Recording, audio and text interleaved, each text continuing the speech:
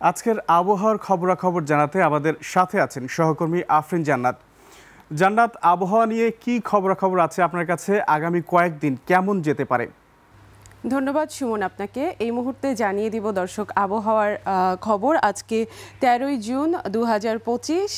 আমরা দেখতে পাচ্ছি আজকে রংপুর, সিলেট, চট্টগ্রাম, বরিশাল এবং খুলনা বিভাগের বেশ কিছু জায়গায়, এছাড়াও রাজশাহী, ময়মনসিংহ ও ঢাকা বিভাগের কিছু কিছু জায়গায় অস্থায়ী দমকা হাওয়া সহ ঝড়ো হাওয়া বয়ে যেতে পারে এবং বজ্রসহ বৃষ্টিপাতের সম্ভাবনা রয়েছে। এছাড়াও সারা দেশে কিছু কিছু জায়গায় যে মৃদু তাপপ্রবাহ বয়ে চলেছে তা অব্যাহত চলতে পারে। এবং সানবিট সব দিবে সামাল। সানবিট ম্যাজিক প্রেস ডিশওয়াশিং এর মাথা ঘোরানো সলিউশন।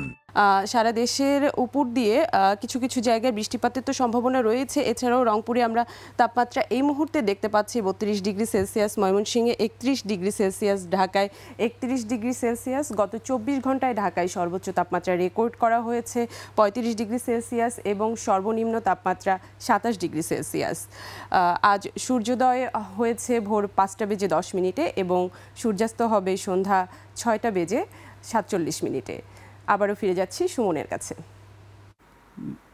জান্নাত, আপনাকে ধন্যবাদ।